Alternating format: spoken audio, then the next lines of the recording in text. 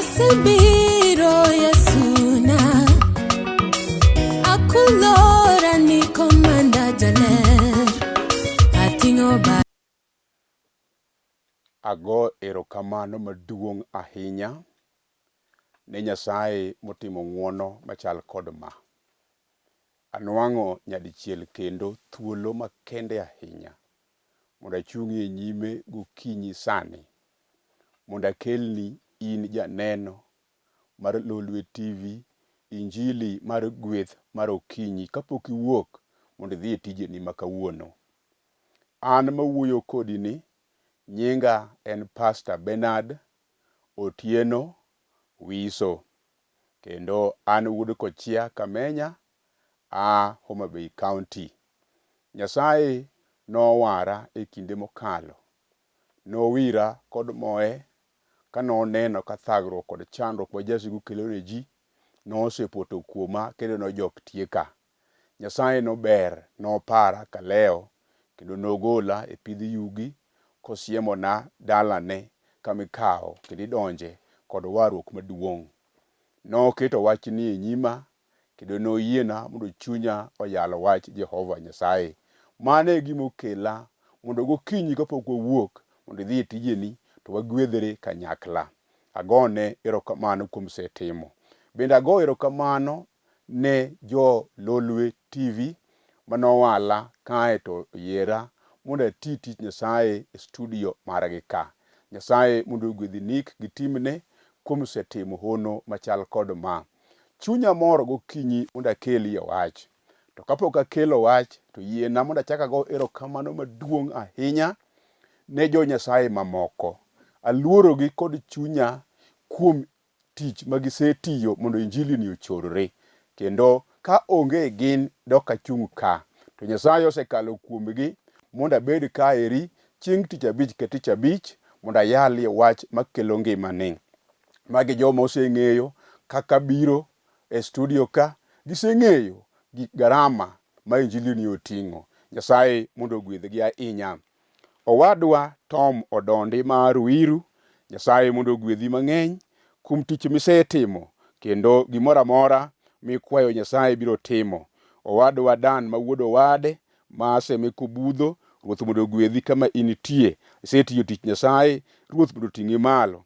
Japuonj Joash Abiero ma a Lieye Primary School bende seme kono gi jo klas 8 gi staff duto te mag skul malie kanyo. Nyasaye mondo ogwedhi Joash, Nyasaye ing'eyo kuma Nyasaye oaye kodi, yie mondo imak wachni kendo wachni mondo kel kwe kendo ting'i malo. Aneni kama intiere sani skul kanyo gi nyithindigo. Nyasaye mondo ogwedhgi mang'eny. Staff mar Hema OVC Dandora ka kotelnegi kod Michael Masiaga gi Mabol Meibo. Nyasaye mondo ogwedhgi ahinya. Nyasaye mondo otikom tich matek magisetimo. Joshua gi Daudi ka gi Asiala Kaduol, erokamano ahinya. James Obilo ka aseme unyumba, Nyasaye mondo ogwedhi ahinya. Vivian ma a Port Victoria, gik moko te mwaselame Nyasaye, Nyasaye nogwedhi, Nyasaye noriti. Wan kod jaduong' Owino Njoga ma Kanyaluo Wikondiek, in bende kama intie, Nyasaye mondo ting'i malo. Eka wan kod Bishop marwa Julius Otieno wuod Odondi kuom tich matek misetimo,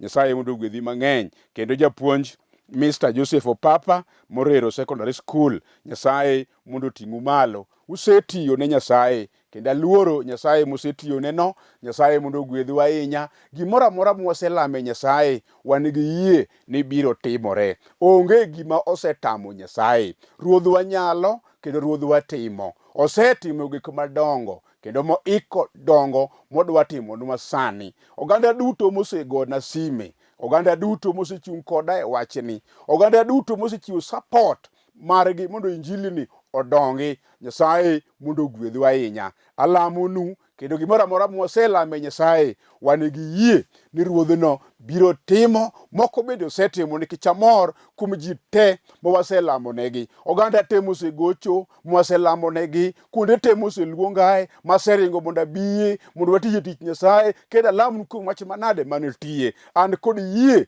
ni Nyasaye no ero nogwedhi. Kata mama wa ma Kisumu Maperes, Nyasaye mondo ogwedhi kama intie kuom wach manade manyo igoye sime manyo walame Nyasaye. Nyasaye dhi gwedho, Nyasaye dhi ting'o. Kapok asomo wach mondiki, to yiena kama intiere no, kendo samoro inie ot, samoro inie wuoth, to iwinjo duol kendo ineno wach madhi mbele, kendo injili ni kende en injili magonyo ng'ato kuom jela ma Nyasaye otweye. Onge gimachielo mosekelo ber mopogore kod injili maka Jehova. Mano emomiyo akwayi kama intiere no, yie mondo ibolri e nyim Nyasaye kendo igo chongi piny mondo walam Nyasaye.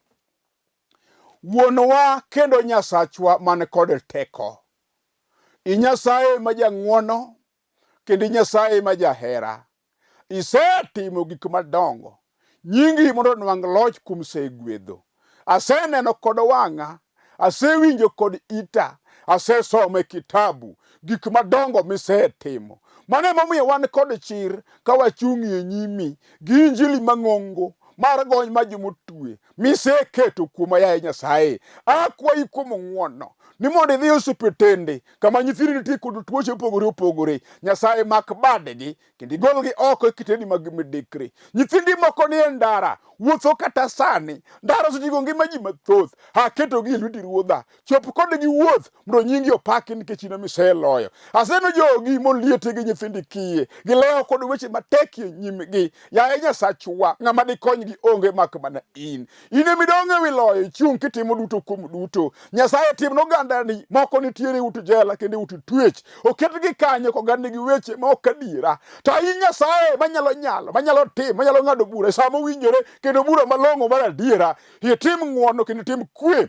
Mano miyo gweth mar okinyi masani, ne mamani kod owadwani, ting'e malo. Ing'eyo gima nade omiyo kawo thuolone mondo ogo chonge piny timo salapi. Akwayi kuom ng'wono, akwayi kuom hera. Ruodha, yie mondo imak bade, gole oko e weche matek ma jasigu oseketo e nyime. Tipuodhe, yaye Nyasachwa. Kiloyo ne lweny, Nyasaye nagoni erokamano. Alami kawuono ka in ok inikud wiwa, to niting'wa malo. Chak kodwa kipindini, yaye Nyasaye, ka wachope kare, wanami nyingi duong', wanadendi, wanapaki gi chune miromo. Rome konde duto ma ngimawa, Nyasaye ok wachuno to wasayo, e nying Yesu Kristo ma Jawarwa. Amen. Adwa somo e kitabu mar Nahum 1 matindo 4 nyaka 6 mawacho kama: kogolo chik to nembe gi aore duono milokre lowo motuo, lege mabeyo man Bisham gi Karmel tuo, kendo bunge mang'ich man Lebanon wang'. Gode madongo gi matindo tetni e nyime kendo leny nono. Piny duto kod jomodakie bende tungni. En ng'a manyalo chomo mirimb Ruoth Nyasaye tir? Koso ere ng'a manyalo siro gero ma en go? Mirimbe oko mana ka aora mar mach, kendo lwendni barore abara e nyime. Owadwa kod nyaminwa kama intie, chunya gwedhore gokinyi masani, kendo kaneno gik malich ma jasigu timo n'oganda, to chunya doko malit.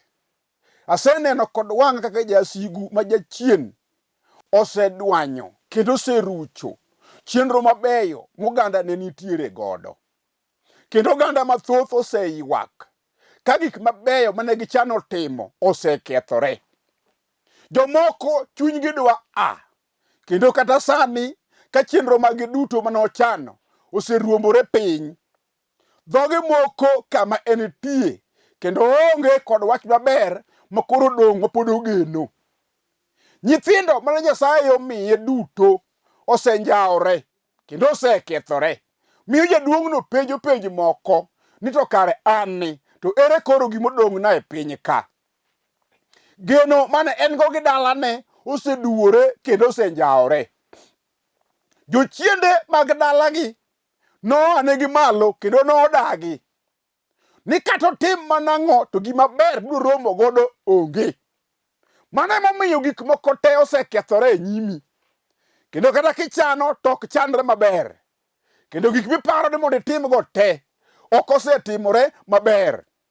Koro kata kidong' tidong' kanyo ka dhogi omoko nikech ionge kod gima long'o minyalo fulo ni ruoth osetimoni.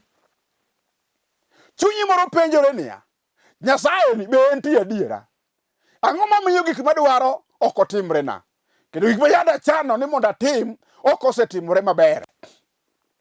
Ineno, Nyasachwa ngima, otiyo kendo pod entie.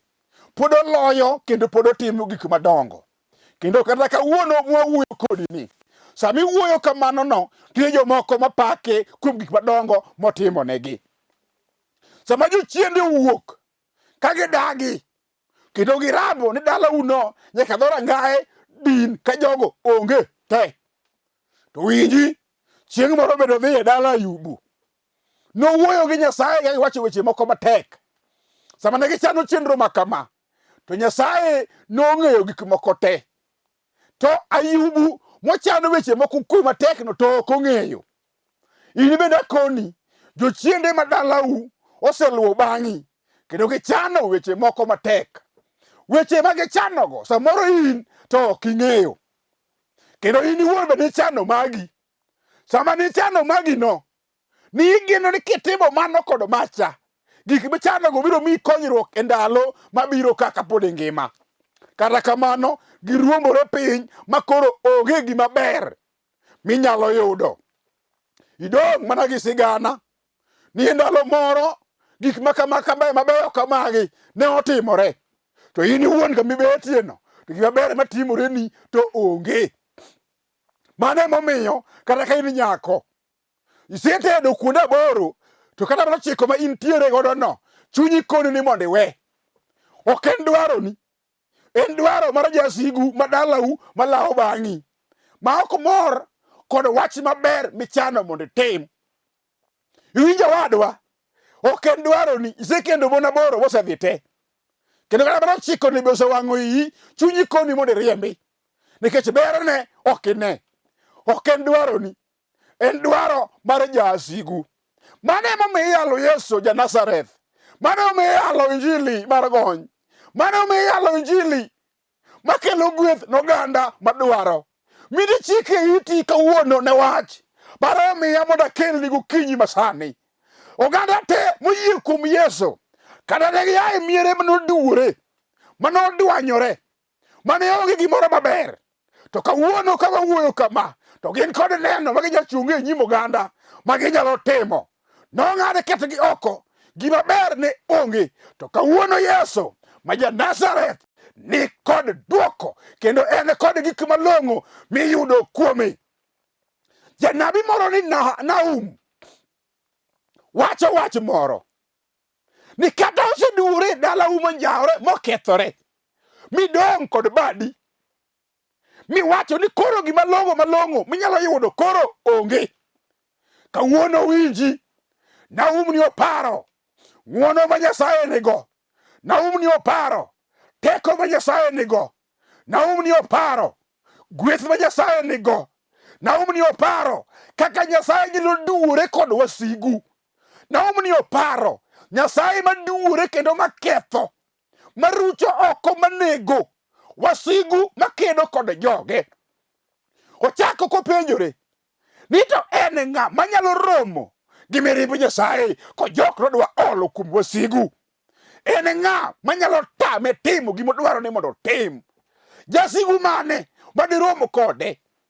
Obed tuo mar okimi moramo nidwa tieko ngima ni. Wasigu mar tuoche mag jochiende mag korona morido nidwa tieko ngima ni.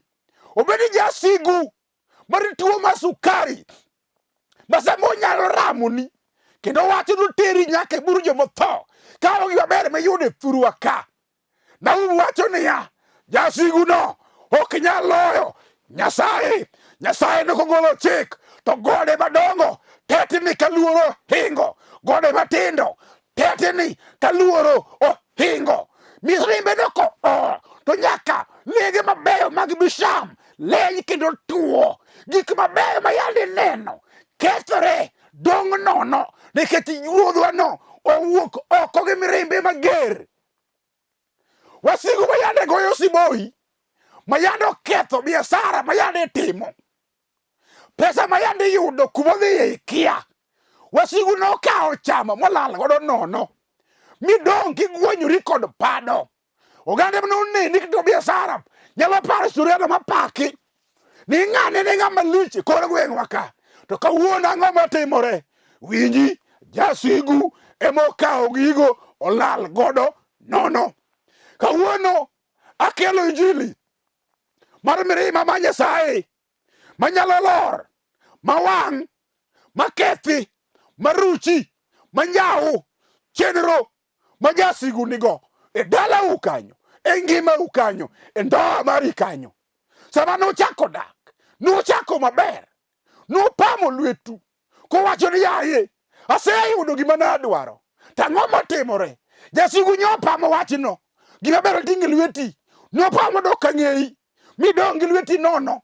Kawuono kidong' tikwano weche moko e ndara kiwuotho, kendo kata mana gari biro, to gari ni mabaroni, nikech iwuoyo kendi, wach matek omaki, onge ber minyalo romo go. Kawuono akelo mirima ma Nyasaye manyalo lor, mawang' teko mag mudho, mag jasigu, mag jachien moramo e dalau ni ok nyalreno, to kata oramo. Nahum wacho ni ya, ere gima nyalo geng'o mirimb Nyasaye? Winji owadwa, Farao notemo ni nyalo geng'o mirimb Nyasaye. Nokelo ajuoge mage mondo ng'adne riekni, kendo otimie honni moko e nyim Musa. Kata kamano, mirimb Nyasaye no chieng' mogik mar 10 noneno wach matek ka nyithindo makayo duto nonindo piny e bedegi. Farao nogolo paro manyo en go. Owacho ni mirimb Nyasaye ger machalo nade. Nogolo Nyasaye mondo Musa nodagi. Ok wabi wuok nikech tekoni. Wabiro wuok gi teko Nyasaye. Ka Nyasaye owacho ni wawuok, eka wanawuogi. Eka ne giwuok. Mirimb Nyasaye nochako olore e nam. Sama jo Misri te nolalo i pi, ne githo ka ji neno. Kendo mirima magerno nomiyo nyaka farese kinde gokinyo negi ka gilewore ewi pi, ka igi okuot kama. Iwinjo ajuoga manogoyo gagi e dalau kawacho, jodongo manokao bura kawacho ni gima long'o ok nobedi dalau kanyo. Kawuono Yesu mwakelo mirimbe biro machenro te mayande gichano biro kethore, biro njawre.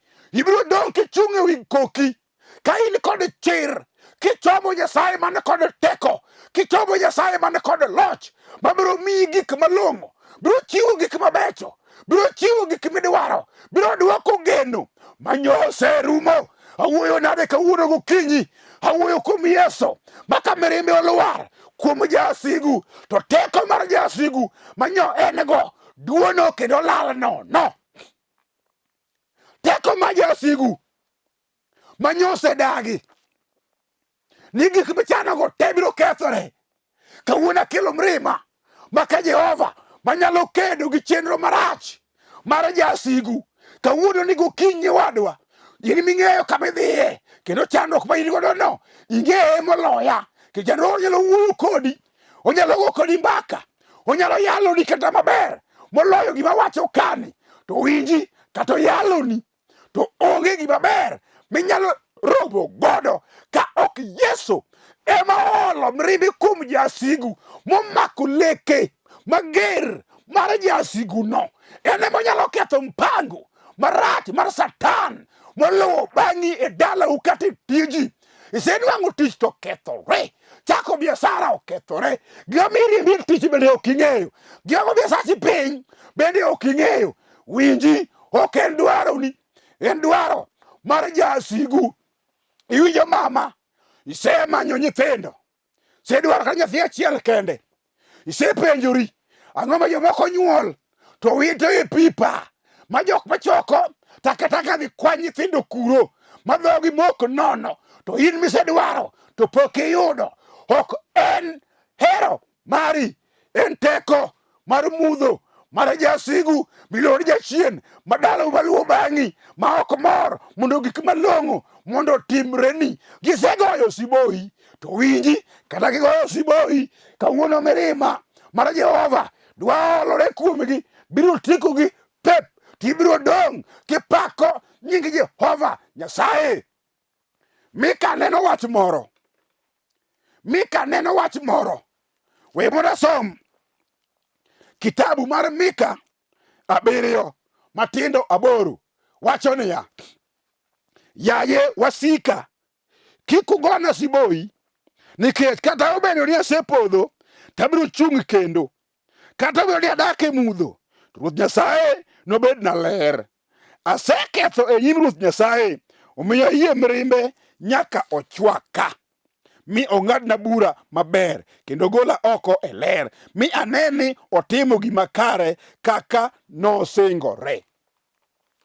Iwinjo wasigu, kawuono adwa miyo chik ma agodo kuom jaloyo marwa. Rembe mane ochwer ndiko leronwa ni ema golo maricho magwa kawuono.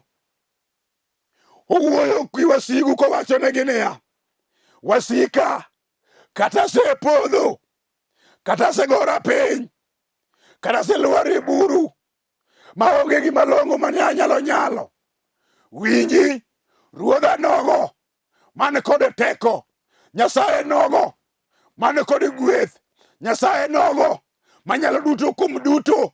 Mika wacho niya, en obiro mako bada, enogola e chuodho e pidh yugi kama nalwarie kaonge gima long'o manyage noyudo.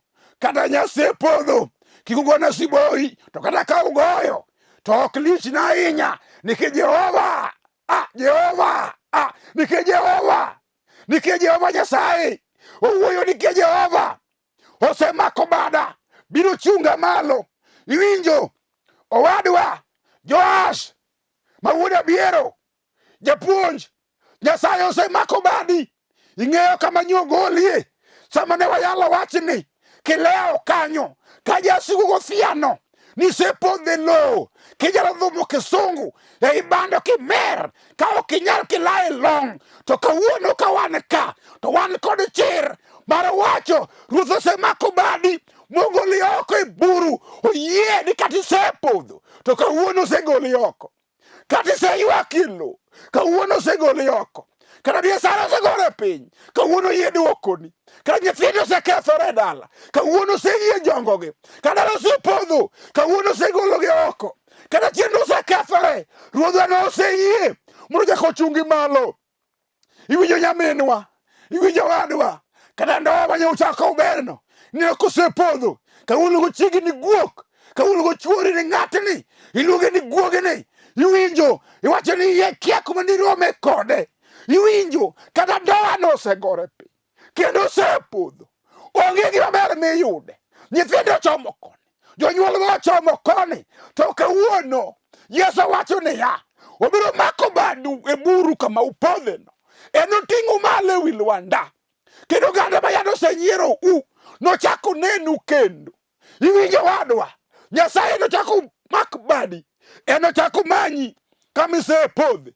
Iwinjo nyaminwa, kata osekethore ma ji osego siboi magiwacho ni ok inyal, mano gine magiwuoyo. Jehova wuoyo kawuono, owacho niya, kata osekethore kawuono yie mondo chung' ochako mak badi kama iselwarie, obiro chung' kodi. Iwinjo chiliel kama intiere no, ok inyal gimoro, ipenjori kendi, kendo kamoro kimakori ka in godhiambo tipenjo gweno mi wuon pari otho, iwabo chako nang'o, dhogi omoko, isepodho piny kaka ichaki otami. Awacho ni niya, ok tekoni, ibiro chako gi teko Jehova. Ruoth wacho niya, kata isepodho to biro chung' kodi kendo.